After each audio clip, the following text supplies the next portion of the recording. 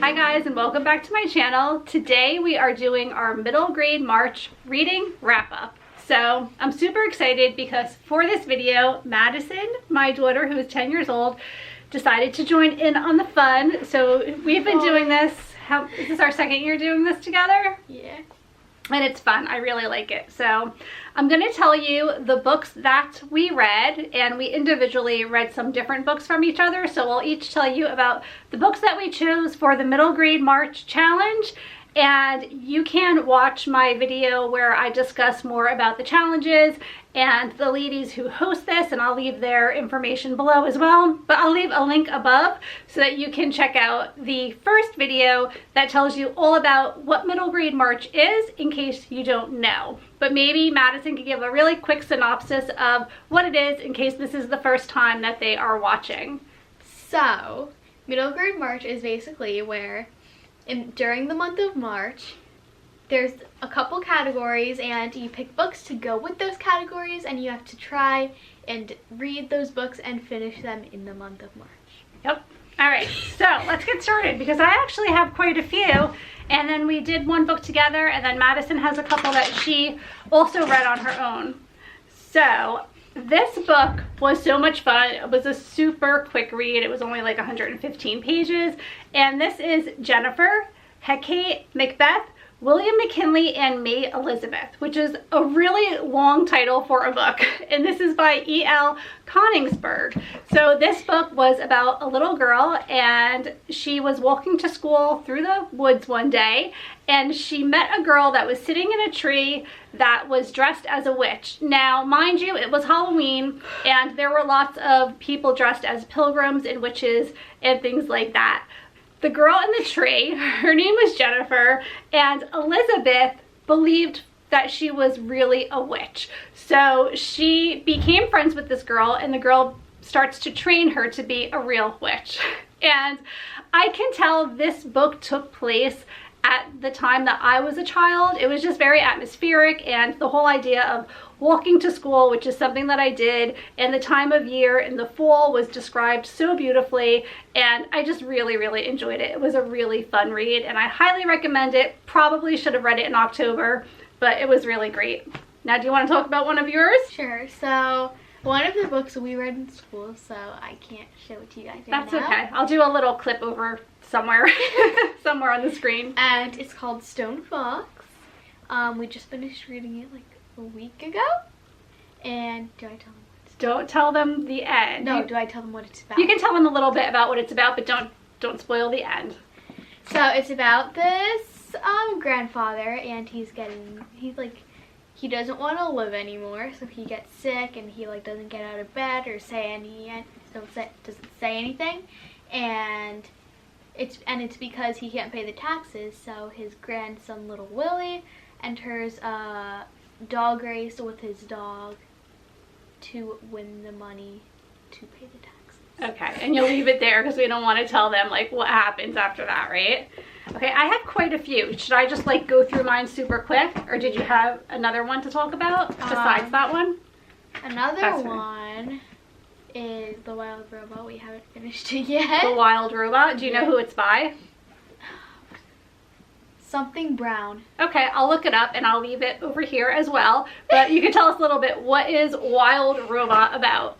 So, it's about this robot named Roz, and she was on a ship with a bunch of other robots and like crates and stuff, and the ship crashed, and she was the only robot still alive on the island, and it's just like her adventures and stuff. Is it an interesting story? Yes. You like it? Yeah. There's a lot of chapters, but though. It's a big book, so you don't know how it ends yet, right? No. Okay.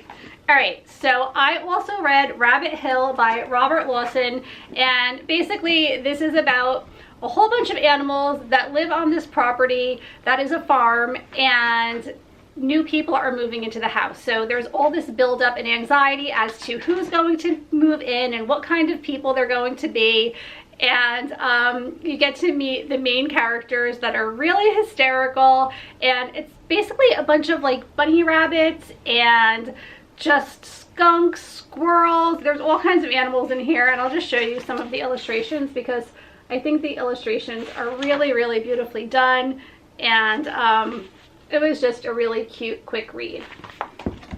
Okay, moving on. This book was amazing. I think this was probably my favorite book that I chose this year. It's Inside Out and Back Again by Thanha Lai. How would you say that? Thanha Lai? Lay? Wait, there's no L. Why are you putting an L in it? I don't know. I'm so bad at pronunciation. Thanhai, I think. Okay. Thanhai Lai. So, anyway, it is about a little girl, and her name is Ha, and I know I'm mispronouncing it. It's spelled H-A, and the kids in her class actually make fun of her saying, like, ha, ha, ha. And she discusses how they're saying her name wrong anyway. But I'm not sure how to say it because it's spelled H-A. And it's about her journey from Vietnam during the war to America. And a family takes her family in and takes care of them and tries to help them learn English, and just her struggles in going to a new school and not knowing the language.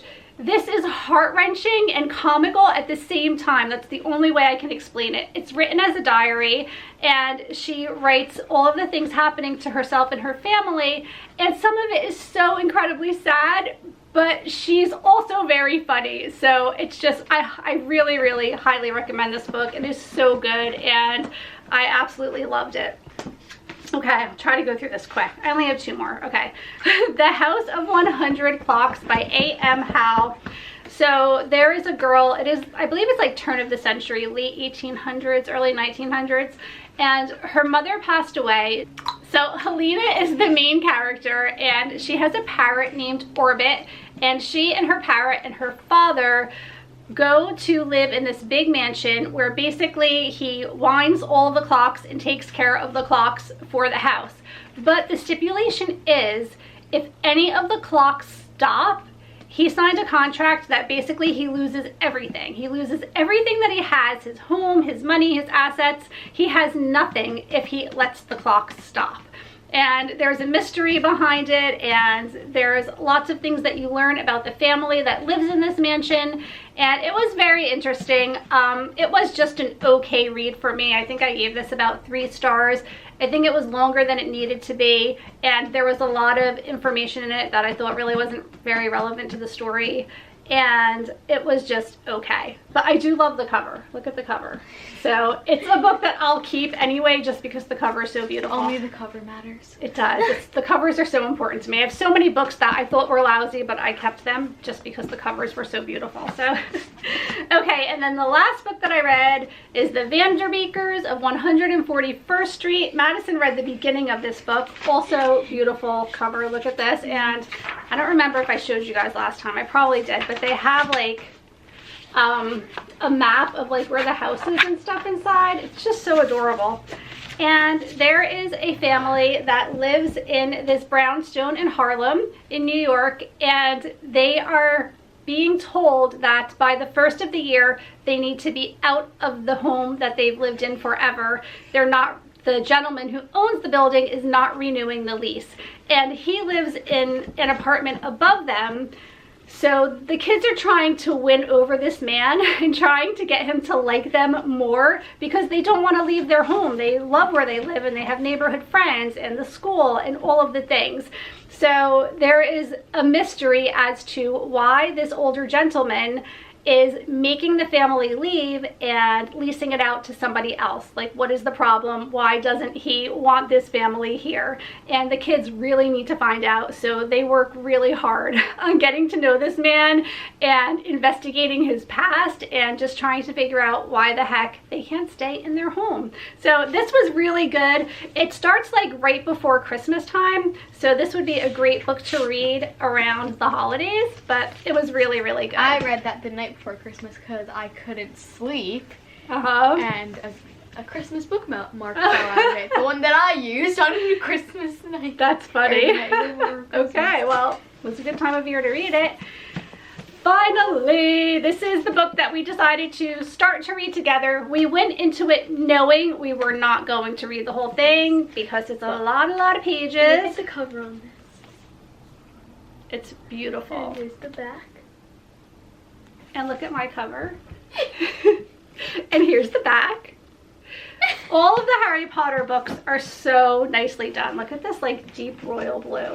It's so pretty. So That's what the Goblet of Fire anyway, we have just begun this book. It's probably going to take us a few months to read it, honestly, because we're only reading it for what, like 20-30 minutes every night at bedtime, which is fine. I'm in no rush. We're already kind of like halfway through. Yeah, we're getting there. Yeah, I guess that we really can't share much of the story with you, because if you are reading the Harry Potter series, if I tell you about a book that's well into it, it might be just spoilers and things. So, but anyway, I'm enjoying it. Are you enjoying it? Yes. Madison's a huge Harry Potter fan, so we watched all the movies. We've read a lot of the books. We're trying to get through them, and that's what we're doing. Also, I did finish Harry Potter and the Goblet of Fire in the beginning of March, so I guess that does count. Yeah, that counts. So, it's about... Oh, okay, so this is what we're going to do. We are going to end this video with Madison's book report. Okay, this is exciting, so don't click off right now because I said book report. She did such a great job writing a synopsis of this book, and I figured that I would let her read it to you guys as we end this video. So it is all about Harry Potter and the Goblet of Fire. As you can see. So here is my book report. For school, I did it on the book Harry Potter and the Goblet of Fire by J.K. Rowling. Okay. Do you like story twists and surprises? If so, Harry Potter and the Goblet of Fire by J.K. Rowling is definitely the book for you. Harry Potter and the Goblet of Fire is a book about a tournament called the Triwizard Tournament. In the tournament, there are 3 very dangerous tasks that have to be completed by the witches and wizards of Hogwarts School of Witchcraft and Wizardry. If you get picked, there's no backing out. Harry Potter, who did not apply for the tournament and has no intention of participating, gets picked, even though he didn't apply. While Harry tries his best to complete these tasks with members from other schools, something gets in his way, something very painful. His scar is hurting that evil Lord Voldemort gave to him when Harry was a baby. This also makes Harry remember all of his memories with his parents that are no longer with him. As the tournament continues, Mad-Eye Moody, one of the new teachers at Hogwarts, gives Harry a lot of help, almost a bit too much help. Will 14-year-old Harry be able to win? Most importantly, will he be able to make it through all 3 tasks? This book gave me all of the emotions that I needed, whether it's sad, frightful, joyful, surprised, and more. Harry Potter and the Goblet of Fire is 700 pages, and I think that the more pages the better, so then you get to enjoy the book for even longer. Almost every chapter I have to gasp while seeing all of the surprises. I was on the edge of my seat wondering how Harry would be able to compete with all of the other participants years older. Although Harry is fighting in the tournament, at times he ends up fighting for his life, which made me eager to see if what Harry had learned in school can be used when it counts. I most definitely recommend Harry Potter and the Goblet of Fire because although it is a lengthy book, I never took a second to realize how fast I had finished the book because of how eager I was to see what would happen next. If you love this kind of excitement, I would certainly recommend this book for you to read. Also, sorry if I was reading it a bit odd, I'm very tired. Nicely done, Madison. Okay, I'm back. All right, so that is everything that we read in March. I also read some adult books, but those are all of the children's books that I read. It was a lot of fun. I really enjoy doing this, most especially because it gets Madison super enthusiastic about reading, and I'm so glad that she found the Harry Potter series because that is really what kind of got her back into reading, because for a little bit of a while she hit a reading slump, right? You weren't reading very much for a little bit, and then you discovered Harry Potter and you were just like all the time with a book. So that was awesome. I really think that if you have young children, you should try lots of different books, lots of different styles of storytelling, because you just don't know what is going to take. And I never imagined that Madison would ever get into Harry Potter, and I'm very excited that she did because I have always been a fan. J.K. Rowling, I feel, is an amazing writer, so I was really happy that you got into Harry Potter. Also, do you guys like my new sweatshirt? And she has a beautiful new sweatshirt with a butterfly for the spring. Yay! Happy spring! Happy April! You guys are watching this and it is finally April. We're filming this on the last day of March, so yay for the spring and hopefully warmer days to come. So Thank you so much for watching. If you like this video, please go ahead and hit that like button. Don't forget to subscribe. Madison has a YouTube channel. It is called Madison's Magical Memory. So you can go check that out as well. She has lots of fun content over there. Thanks so much for watching, and we'll see you. Do we need a question of the day? Oh, a question of the day. Yeah, do it. Let's see. What is your favorite book series, and why do you like it? That's a good question. Oh, there's more. Okay. Has it been created into a movie series? Ooh, that's a good twist on that question. I like it. Yeah, and there are a lot of great children's book series, and many of them have been turned into movies, so yay! Okay, the battery's gonna die, so we'll see you guys next time. Take care. Bye. Bye.